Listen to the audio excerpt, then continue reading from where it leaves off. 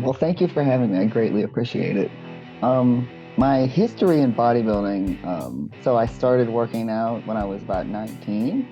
I was in like sports and stuff in high school, and then I joined the army, and my first duty station was Korea. And as soon as I got there, they kind of assign you to a new person to like tour you around and stuff. So this guy was like a recreational bodybuilder, and he's like, I need a new workout partner.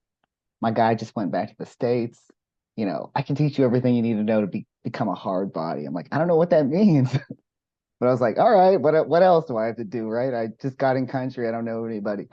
So he kind of like showed me the ropes. He put me on like his 5 day split. He taught me how to eat.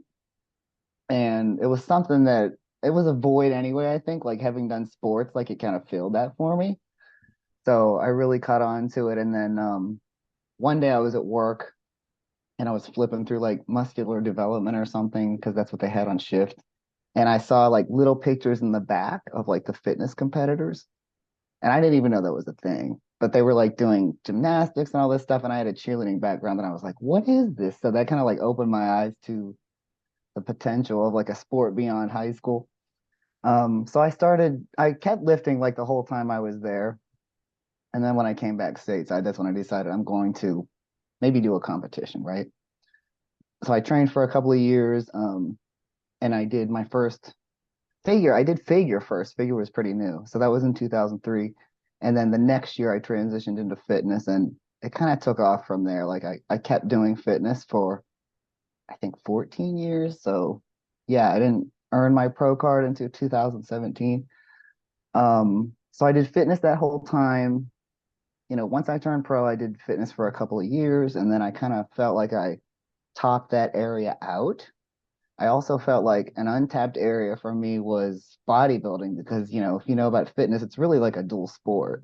Mhm. Like you are developing your physique, but that's kind of to the back burner of the performance round, which is 2/3 of the score. So I was kind of looking to see what my potential was just from a bodybuilding perspective. So that's when I switched to figure, and I did that for, I don't know, from 2020 until last year, which kind of culminated at the Masters Olympia, and I did one follow-up show after that.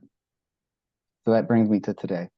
So going even back before when you started off, you said you're in sports and stuff and that training and that kind of filled a void.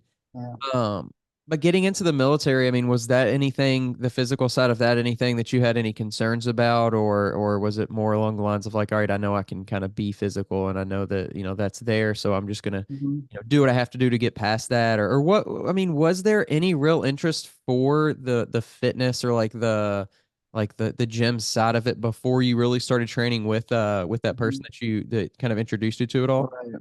I mean, like in sports in high school, we like dabbled in weight training in the off season and stuff. I was always pretty into it because like I really wanted to do well in my respective sports. So I'd get irritated. Like I was in cheerleading and track and softball. We did most of the weight training when I was in cheerleading. I'd get irritated when like other people wouldn't be serious about it as I was. Because I really just wanted to like excel at everything that I did. I was always mad because I was like never number one, but I was like second or third. Like I'd be co-captain or I'd made like districts in track. I was a thrower. So I kind of already had like the upper body build because I was a base in cheerleading. So I was throwing girls up in the air. I was a thrower in track and field. So I kind of had this muscularity like background already there. But I kind of wanted to do something that was more of an individual sport since I had like didn't have to rely on other people's commitment to like equate to my success. Yeah. And also, like with bodybuilding, the thing that I still love about bodybuilding is like, yes, there's a little bit of like genetics involved, right? You can't have like a completely not symmetrical physique to do well in bodybuilding. But even if you don't have great genetics, it's really all about like your learning and application of the training and your work ethic. So I'm like, that is all within my control. Like I can be great at this without having to be like naturally gifted at it.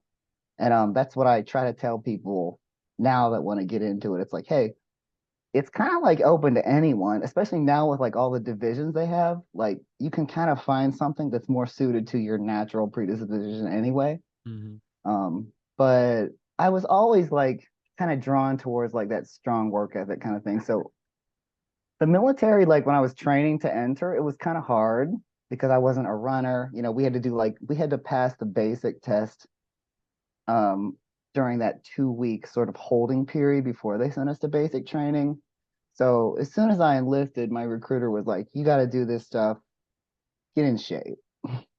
So we had to do like a 2 mile run, a push-up test, and sit-ups. And it was like the bare minimum just to make sure you could hang with the training while you were in basic. But some people couldn't pass it. So I spent the summer doing that because like right after I graduated high school, I had about 2 months till I shipped off to basic. So I was spending the time doing that.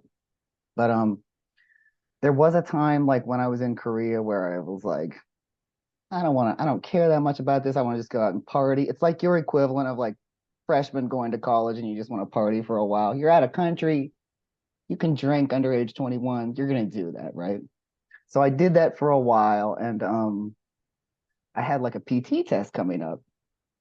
Failed the PT test because I was like out drinking till like, 3 in the morning.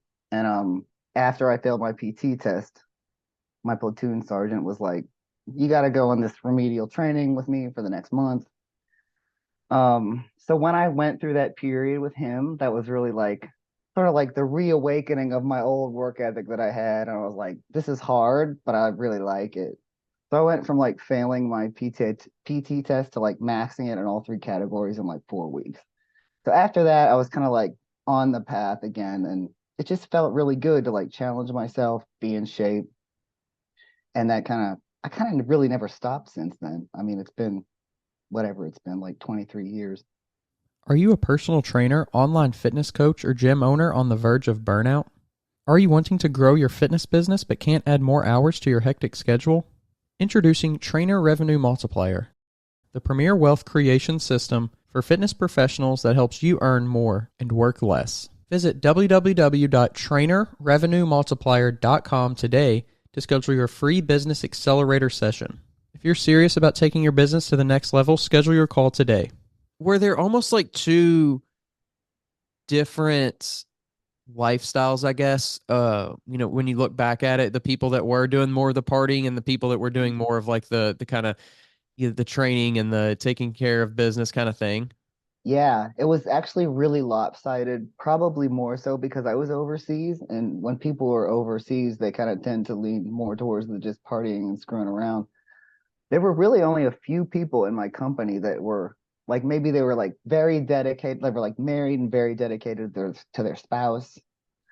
Or they just really kind of like reveled in that, the kind of like fitness thing. But there weren't too many. I want to say like a handful of people. The majority of the people were erring on the partying side. I think because I was there for 2 years, it was only a 1 year tour normally because it's a hardship tour, but I extended for a second year, um, several months into my first year.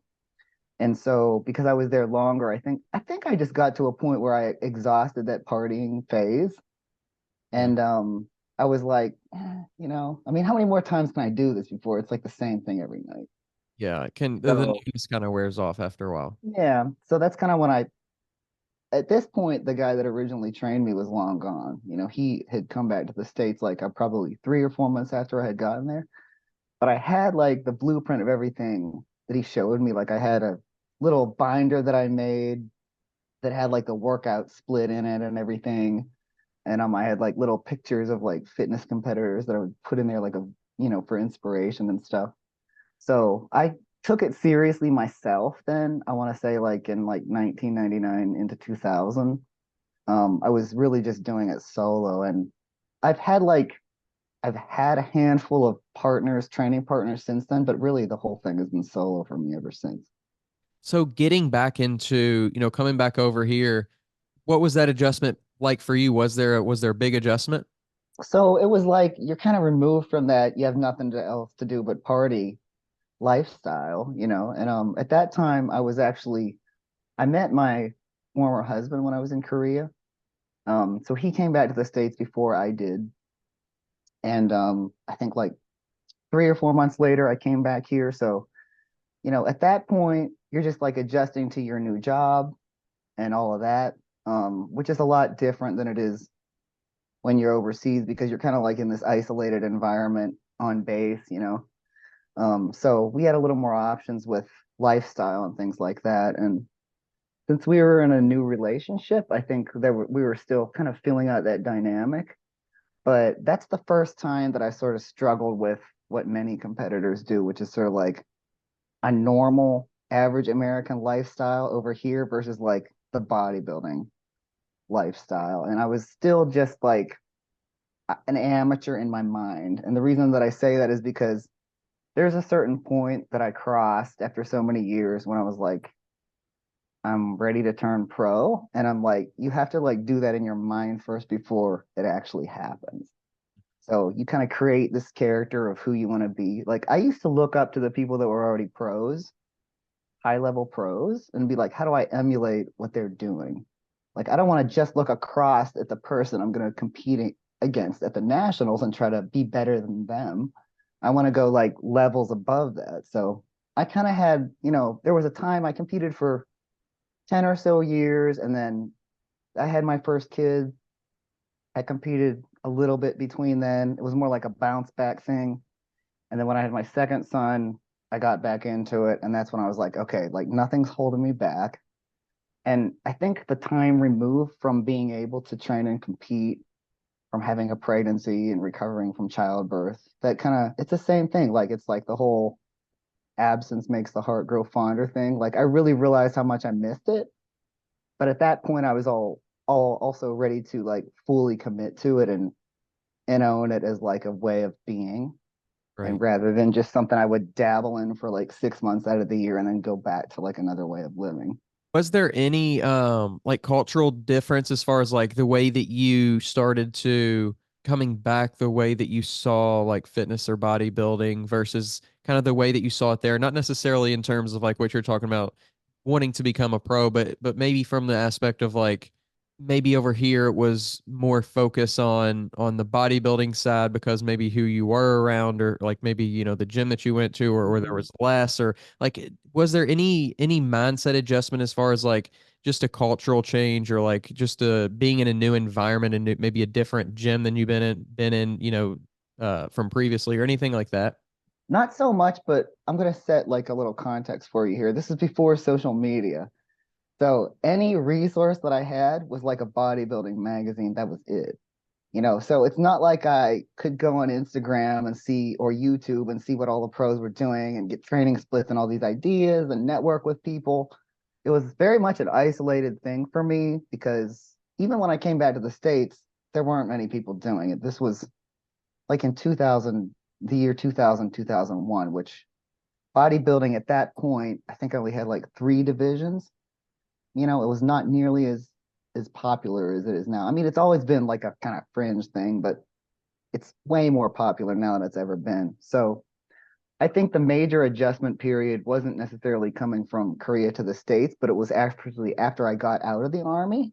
Because while I was in the army, I was kind of training on base, and most of the people there are just like trying to stay in shape, pass their PT test, that kind of thing. But then when I got out, I joined like the local Gold's gym in my neighborhood, and I'm like, I'm doing Gold's Gym because that's the serious place where everyone goes, right? So that to me was sort of like a little bit of a wake up call, culture shock kind of thing. Like there weren't, I would say there were maybe like one or two people in my gym that competed. But just being in that atmosphere because Goals is kind of known for serious fitness. So people that want to be serious or think they are kind of go there, which helped me, I think.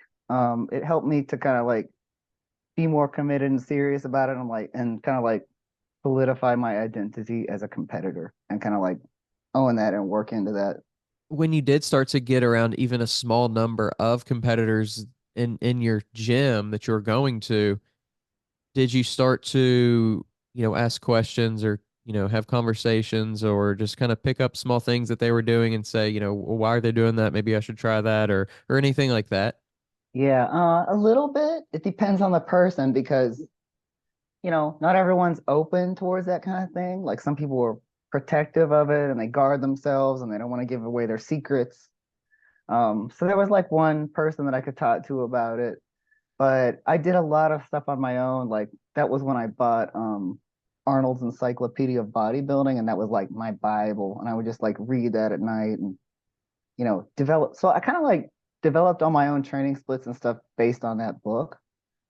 Nobody did online coaching then. That wasn't even a thing. So you kind of just, I mean, there were some message boards you could go to like ask questions and things like that. But I really just wanted to get straight to the source instead of like go through a person.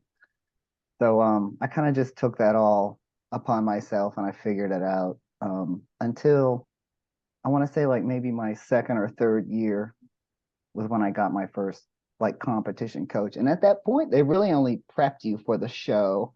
There wasn't this like I'm working with this coach all year, kind of like there is now. Right. And did you see that experience of kind of figuring it out and learning it all by kind of on your own and by yourself as like 100% necessity, like this is just what I have to do? Or did you, in your Mhm. mind, did you partially see it also as like an opportunity to kind of expand your knowledge and like just obtain this information for yourself, as like obviously for your own bodybuilding, but just for your own knowledge and for your own, life experience as well?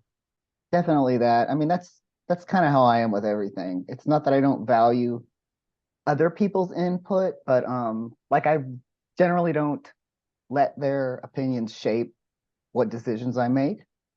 So that's kind of wanted to just go and like gather my own sources. And it's not even an ego thing. Like it's not like I know the one way and I can't listen to anybody else. Like I was always open and receptive to a coach, but I also had like standards. I'm like, they need to know more than I do, or I don't really see the value in bringing them in as a partner in this process. So that, I mean, that honestly was an ongoing challenge for me, even up till my last 2 years of competing was just I was very selective about the coach that I chose because not only did they have to be committed to me as an athlete, which most of them spread themselves too thin and then they can't do that and then just focus on a few of their highest athletes. But I'm like, if you're not really adding a whole lot to what I already know, then you're not giving me that value. So, I mean, I did find people like that, but I wasn't against it because of like an I know everything kind of perspective. And when you think about some of these, I want to say like not the coaches, but when you think about like Olympian athletes that are very successful, most of them have a very intimate relationship with their coach. So I think when other people are looking at it, they're like, that's what I want. But you're not gonna get that necessarily. You're especially probably not gonna get it when you're a new athlete. That's almost like I've been with them for several years and now they're investing more into me kind of thing. And the other thing I've seen is a lot of people just really jump on like the team thing. Like they want to sort of have a tribe or a team of people. So they'll go with a coach that has a team because they like going to the group posing events and things like that, and kind of having a little closer network of people that they can bounce ideas off and talk about the problems that they're going to. I think that's generally the trend with like newer competitors that are still learning Mhm. and trying to figure that out.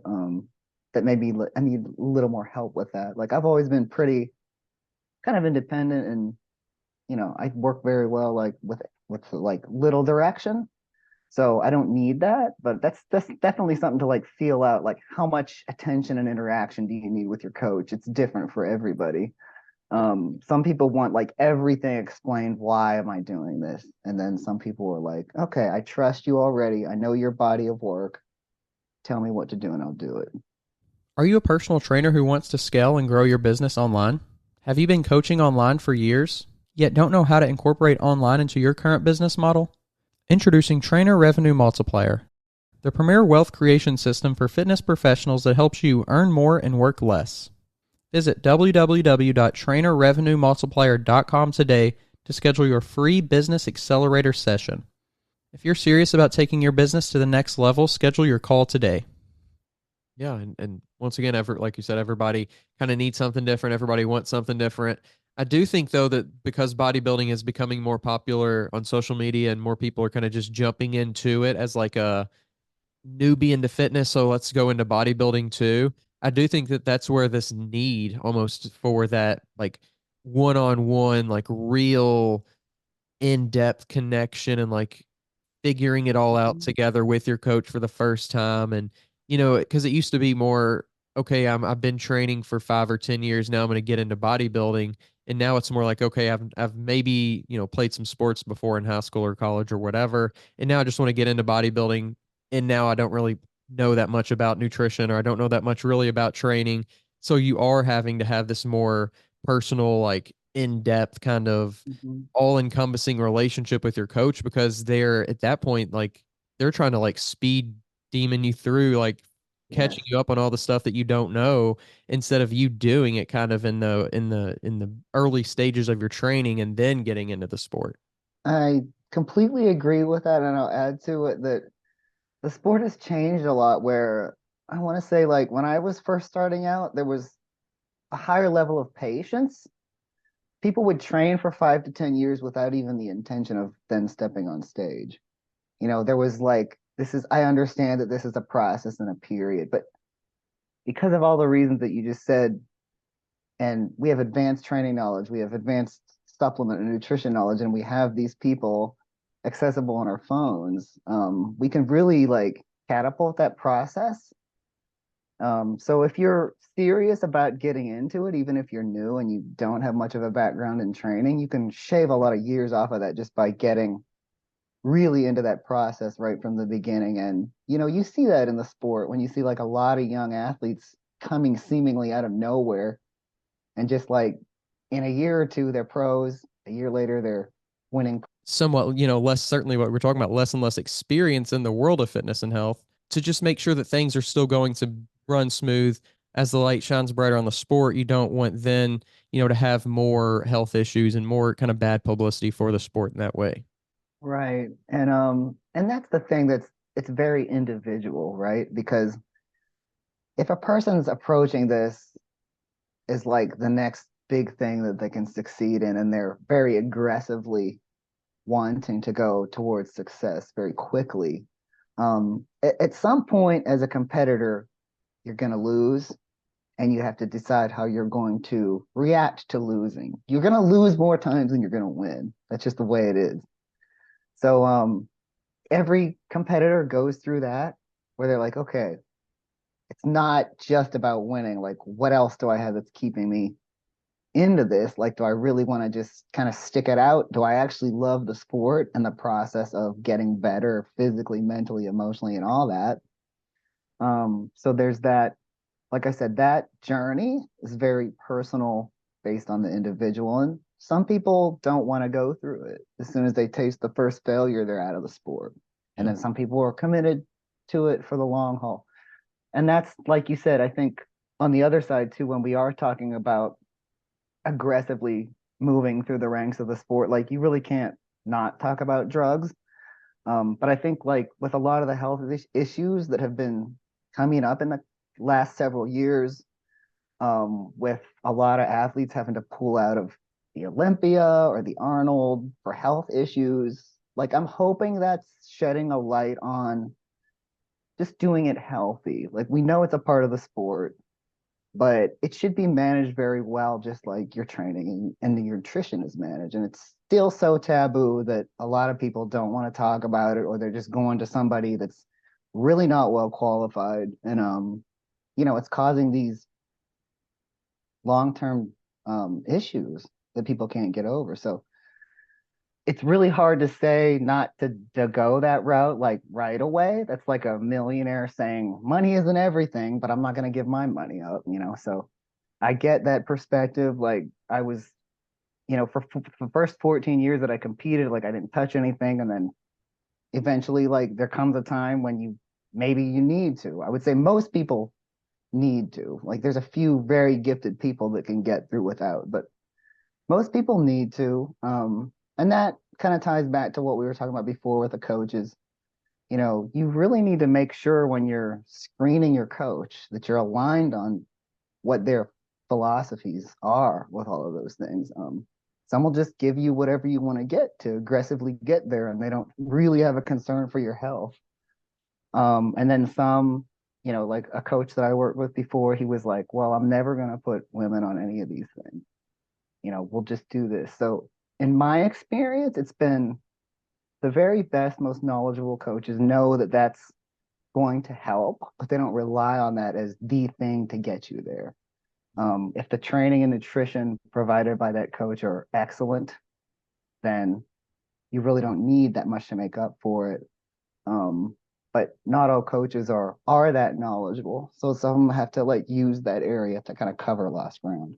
Along those lines, like how do you handle, not necessarily from an athlete, like athlete to athlete perspective, but maybe more of like just the general population, if you will, of like, oh man, they're on steroids, or everybody's on steroids, or you must be on steroids because you look like this, whether you are or not, or what, some PED, whether you are or not. Like, does it take it all like this? I don't want to say a toll, maybe that's too strong of a word, but does it kind of make you feel like if you only knew like what the true work that I had to do to go into this? I mean, that approach, which, we all have had come at us as competitors, it's a very insecure approach to people that really don't want to put the work in. So they want to make an excuse for themselves to why they don't look a certain way. That's really all that is. But there was a point for me when I felt the need to defend myself in that area.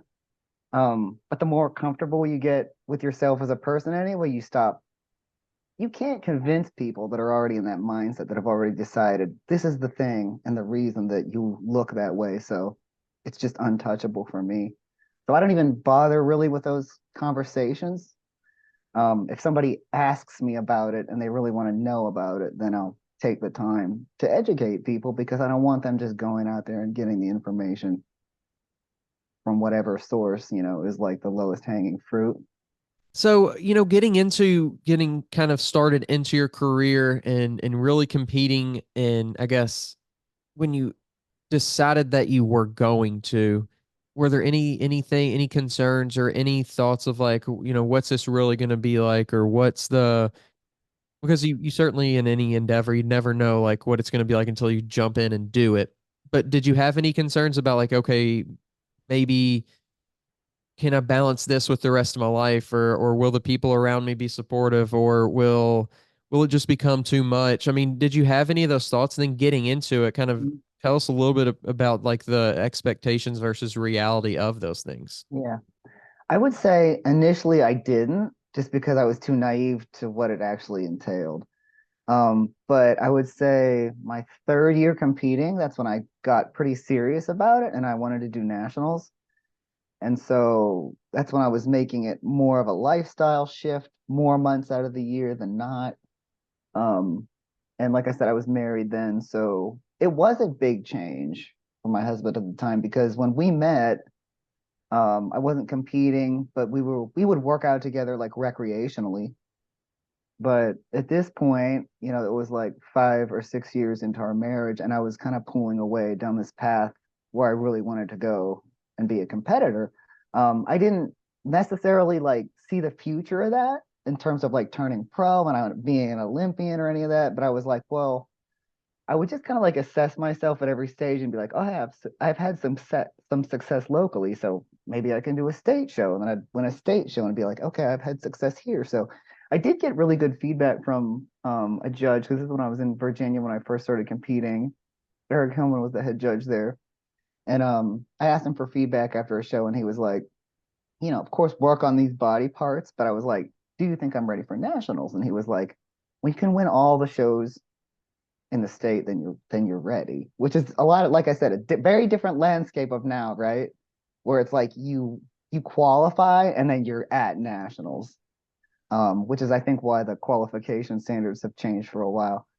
But I really did think that was good advice, because I was like, if you want to show up at nationals and act like you deserve to be there, you should theoretically be able to win any local show or at least come close to it, unless there's another high level competitor there, right? Mm-hmm. More serious into competing, it became a source of contention for me and my spouse because it was just a big shift in the dynamic of how we lived our daily lives. But I think not so much about the dynamics of like, oh, I'm going to the gym on Saturday morning or I don't want to drink on Friday night. I think it was more psychological, because when you're with somebody and you feel like you're very aligned, that's when a relationship works well. But then when it seems like one person's kind of pulling away and maybe the other person gets afraid, like they're kind of detaching or losing their connection with that person, I think that's when it can become difficult. So it's really like any relationship. You have to just have really good communication. The person that you're with has to be supportive of whatever your goals, hopes, and dreams are, right? Whether that's career wise, bodybuilding, anything.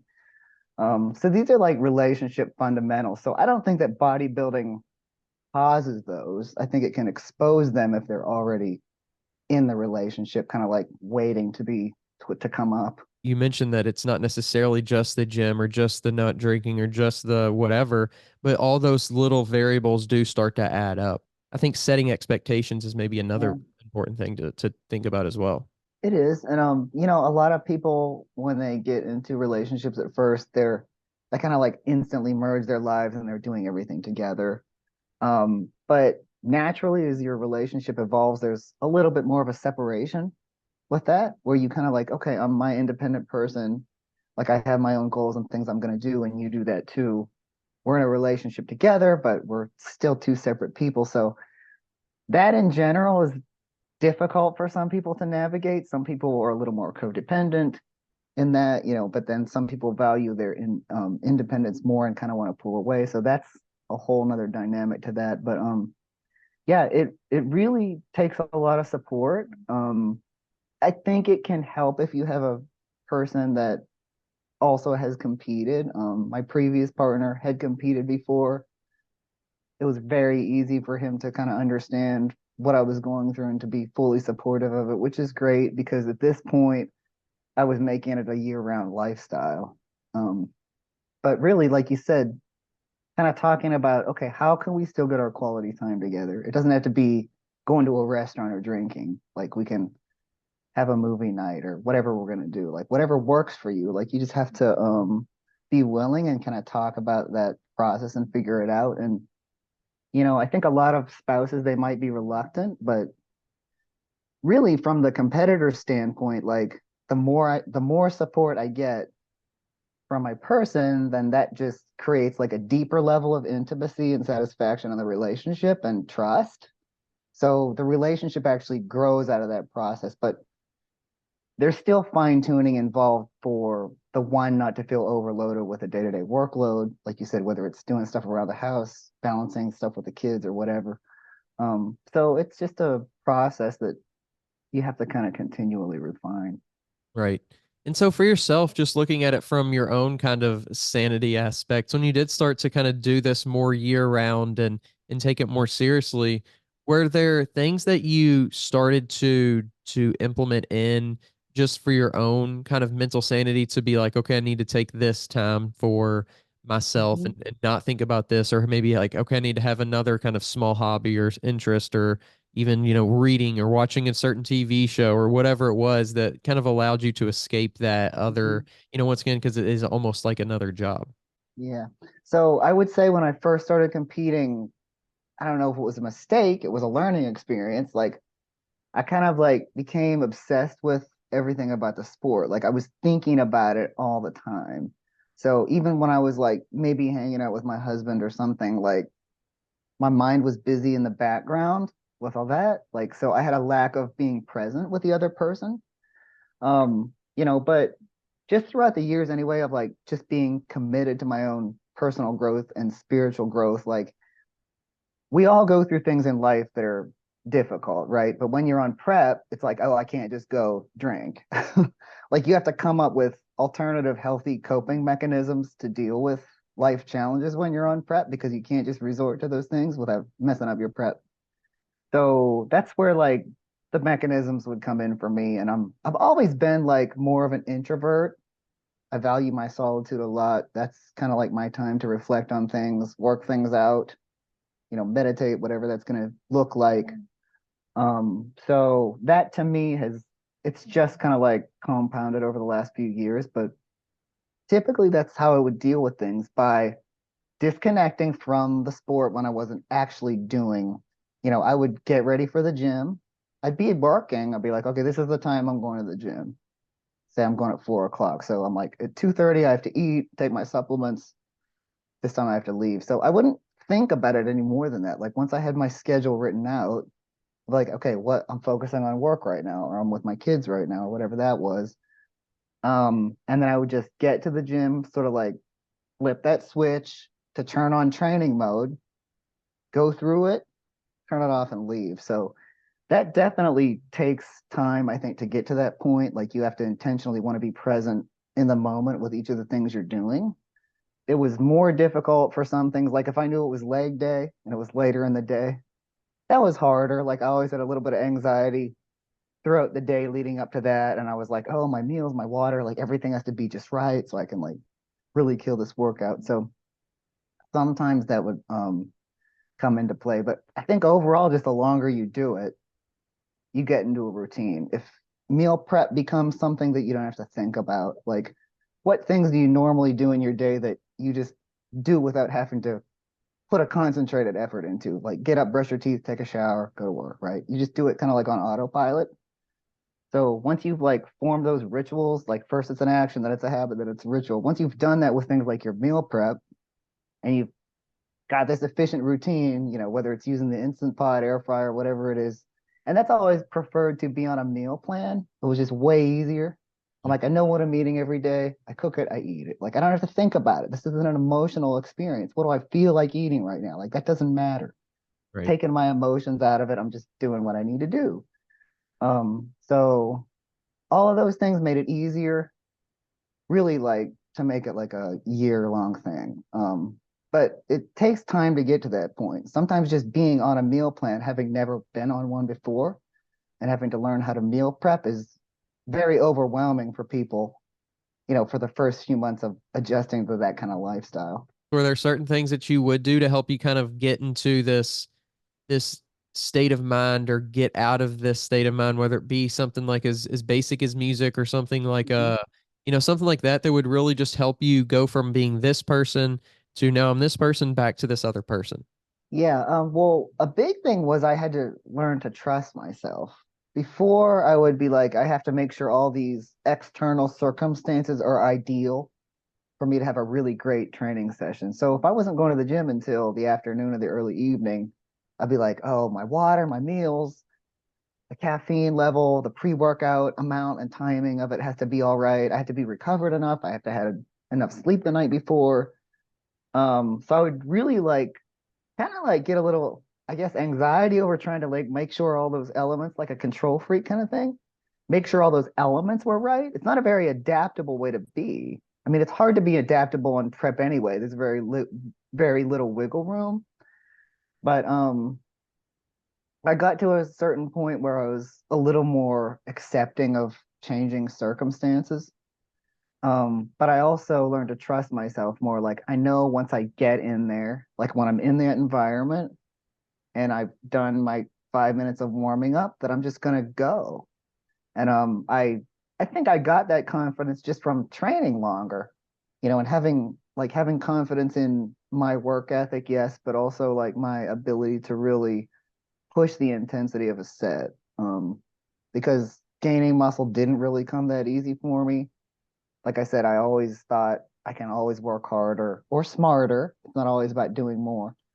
But to just really know like in your mind that you kind of gave it that all for that, not only that set, and it's always further than you think, right? You think you can get 6 reps out, you might get 8 if you're really pushing it. Um, that always gave me the satisfaction after the workout. Look, I really did give it everything that I had, and then I just left and moved on to the next thing. And I trusted my plan. Like I didn't have to overthink my plan. I just executed the plan. So I Mm. didn't have to go home and think, oh, am I eating enough protein? Do I have enough carbs? When should I have this post-workout thing or the next? When should I have my last meal? And that goes with working with a coach that you trust. You can trust that plan.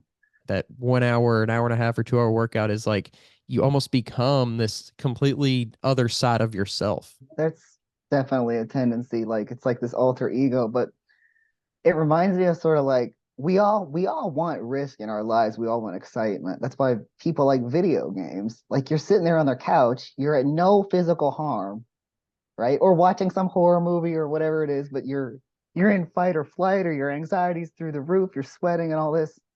Like we want that. That's why people do those things. So that's kind of what I was thinking when you were saying that. Yeah, like you go to the gym and you can kind of create this environment where it's like controlled safety, right? You can do that. You're not like really at risk. Well, maybe you are if you're not training right. But for the most part, you're not really at risk, but it kind of gives you that outlet Yeah. to kind of like be this person that's not conformed to society and doing everything that you have to do all Yeah. the time when you're working and putting all of these different hats on and wearing the roles that you need to do. Even For just sure. with the one set, you get that like a little bit, probably like a dopamine hit, like getting when Yeah. somebody likes your Instagram picture or something. I just finished this set. Feels pretty damn good. Yeah. Yeah. It's so weird the feelings that can, and I think the longer that we train, maybe the more that we, I don't want to say block those things out or don't think about them, but it almost just becomes like a routine thing. And people talk Hmm. about discipline and motivation.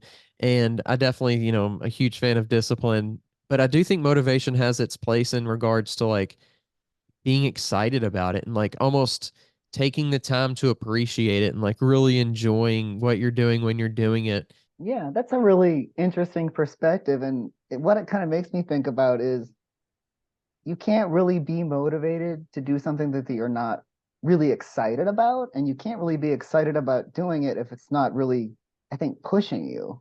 Hmm. So if people get into this like gym routine where they're kind of just monotonously doing the same workout week after week at a mediocre, I don't know, 65 to 80% effort, then they're probably going to be disenchanted by it. They're not going to be motivated and they're not going to have any discipline to keep going. But so, even now that I'm like stepping away from competing, like I find my tendency is like I've changed the way I've trained in terms of what my split looks like, but I really still, at least for, I would say like my core exercises, if it's leg day, the squat, deadlift, whatever, like I really have that drive to still push myself on those sets for that reason.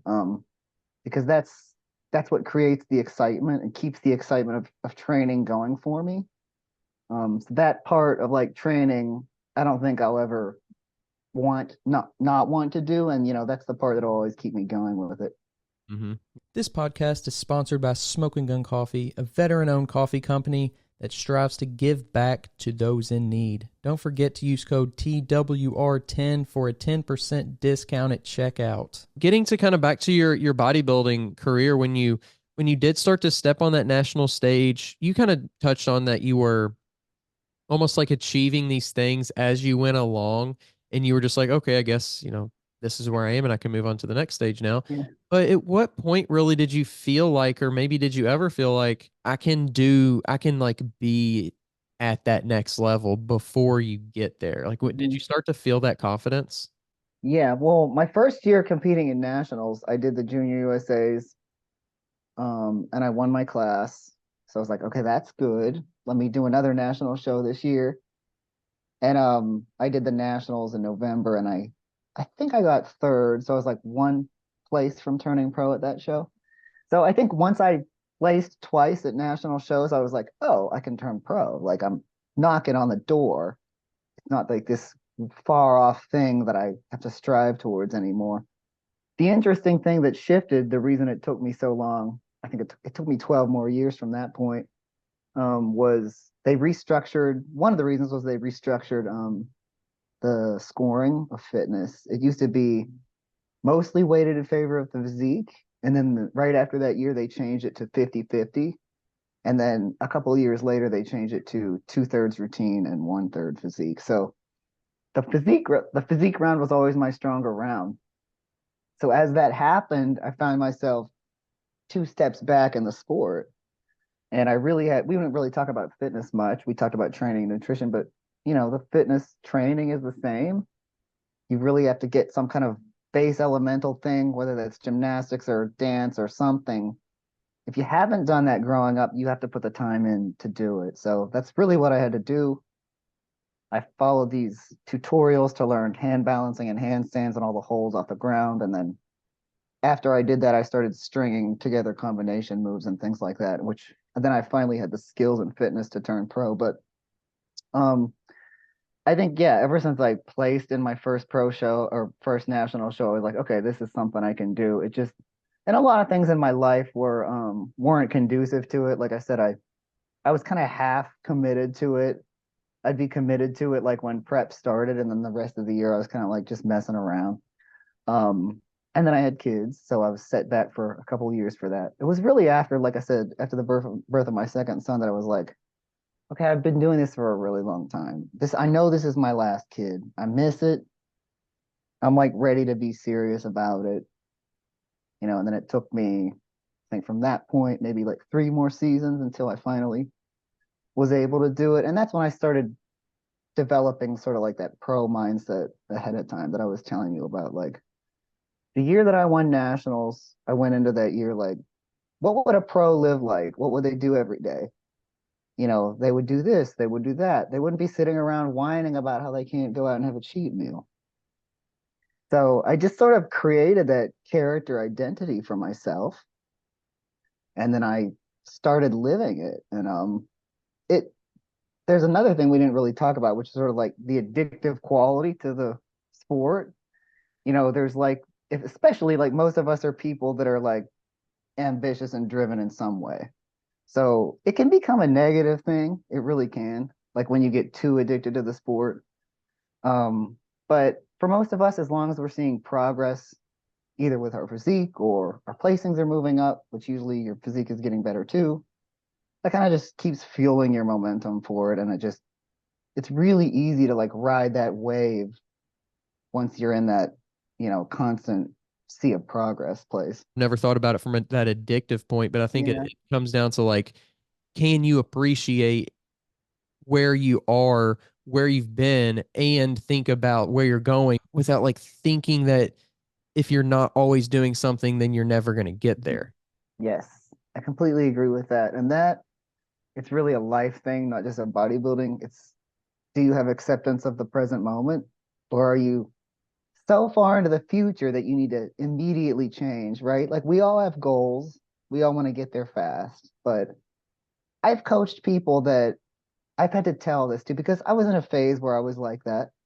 I was like, I'm going to do everything. Like all of the parts of bodybuilding have a synergistic effect on the other. So your training and your nutrition and your supplements and your sleep and your stress management are all pristine for months, you're going to make a lot of progress fast. And when I switched from fitness to figure, I'm like, this is what I need to do. Like, I didn't turn pro in figure. I feel like I'm kind of an amateur again, trying to just make sure I fit in with the current figure pros. So I was like really aggressive towards having all of those things in alignment. I don't think it was unhealthy to a point, but I have coached people that have been unhealthy with it. And since I had that frame of mind before, I tell them, look, I know you want to make progress. You can't make any progress faster than your body is going to make it. Mm-hmm. You just keep continuing on the path and it's going to happen. If it takes an extra 6 months, that's not a big deal. You're still going to eventually get there. You're putting in the work consistently, daily. You're going to get there. So sometimes it's just that person, they just don't have acceptance of things kind of like happening on their own timeline. They want to try to control and catapult it all, which, like I said, is really a life thing. Mm-hmm. It's just kind of reflected in bodybuilding. Mm-hmm. Yeah. Well, I think it goes to that old thing about cooking, right? Where it's like, okay, well, if it says 400 for 30 minutes, I can do 800 for 15 minutes, and Right? it doesn't work in that either, and it's not going to Yeah. work in bodybuilding. Yeah, you can burn out, but I think it does help to know that like rest is good. Your rest days are good. Sleep is necessary. Like that's just important as your training sessions. I think most people are aware of that, like intellectually, even if they're not applying it to their lives yet. Like they're trying to make it work, even if it's a struggle. Maybe not the cheat meal. I know people that skip their cheat meal. I didn't want my cheat meal this week. It goes a long way to show that like when you are passionate about something, all it kind of takes is like applying the principles and trusting the process, and like crazy things can start to happen. Yeah. Yeah, that's true. I'm really glad you brought that up though, because it's true. Like I don't impose the fitness lifestyle on anyone. But if someone comes to me for advice, like whether it's a family member or a friend, like, I really want to get in shape. I'm like, well, first I need to know how bad you really want to be in shape. Like, if that's not something that you really want, you might as well not even bother with it. This is probably what most people would think is bad advice. Like, if you're a lifestyle coach, you wouldn't say that to somebody. But it's what I just noticed what you said. Like, you're not gonna be doing it if it's not something that you're really committed to doing. If you're too attached to like your current lifestyle and you're pretty good with that, maybe you have 5 or 10 extra pounds that you kind of wish wasn't there, but it's not really bothering you and you're still healthy. That's not usually a big enough catalyst to get you over the hump into this kind of a lifestyle, which is a drastic change from what most people are used to. So, I used to be of the mindset that you should be sort of balanced across. And I'm like, people aren't really like that. Like, we're complicated. Yeah. We're contradictions of ourselves, you know. So just do the thing that's the thing you're passionate about, and that can change. And it's okay if it changes. But that's kind of my approach to it. Sometimes I think it's a fear of what we think we're going to lose. So if we have our lifestyle built on these fun social events, or a lot of times it's the relationships, right? The friends and stuff we have that we're living that way. All right. And to just like kind of cut that off and start over like that, that's scary. Like, people don't want to lose that. Mhm. So there's a fear of lack that's going to come from that kind of keeps people stuck where they are sometimes. Logically speaking, there's no reason not to want to become a little bit healthier, whether you're trying to be better at work, you know, sharpen your mind, cognition, enjoy your relationships better, whatever it is, you know, all of those things will be enhanced if your health is better. But that driver has to be higher than the ones that are keeping you where you're at. The limitations we put on ourselves are such big ones, and especially as we continue to get older, you know, every decade comes with like these societal norms of this is what you can't do anymore, this is what you shouldn't do anymore. Yeah. Yeah, that's true. And I think that you know, we kind of grow out of that when we grow up, right? Like, we have no problems doing those things when we're kids, and then society, our parents impose all these expectations about how we need to live, and then some people just get stuck in that when they're, you know, and you get a little bit more bitter about it. I think the older you get, if you don't kind of like snap yourself out of that, but it's trying to live by other people's expectations, whether that's society or spouse or whatever you just think you should be doing. Like, oh, I need to be responsible, so that means I need to do this and that. And if you can just like start reframing some of that stuff and thinking, well, actually, like, I'm being more responsible if I'm living true to myself, getting the most I can out of life, exploring and trying new things, being a constant learner and student of life. Like, to me, those are the things that I focus on instead of what society says a responsible 43-year-old woman should be doing. Yeah. Well, I think the our society in general would be better if people were just like not even going to the whole length of like if people were more driven or more successful or made more money, like none of those things. I think it's simply if people were just happier, like really Yeah.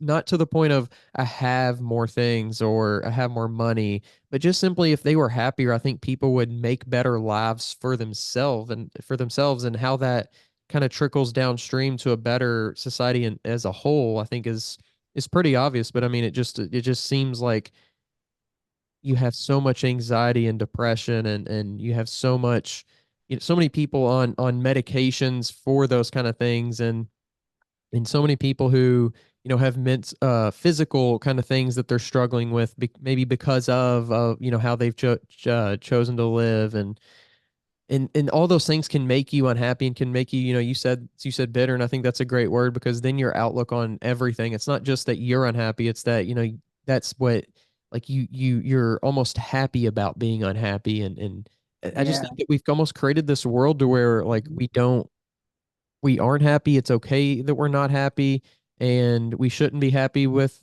like one another and all these things that have led to kind of where we are.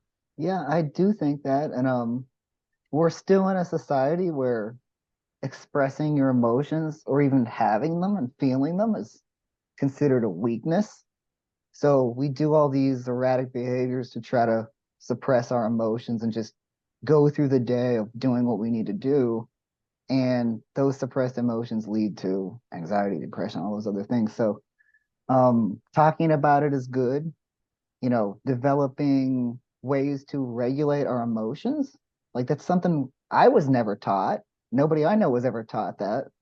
Like, how do you deal with your emotions when you're feeling them? Yes, you can feel them, like they're valid, but they don't encompass you. They don't overwhelm you. Like, create a space for that and learn how to like regulate yourself back. And just, I had to learn this during prep. Like I said, I couldn't just go out and do whatever erratic behavior I wanted to do when I was on prep.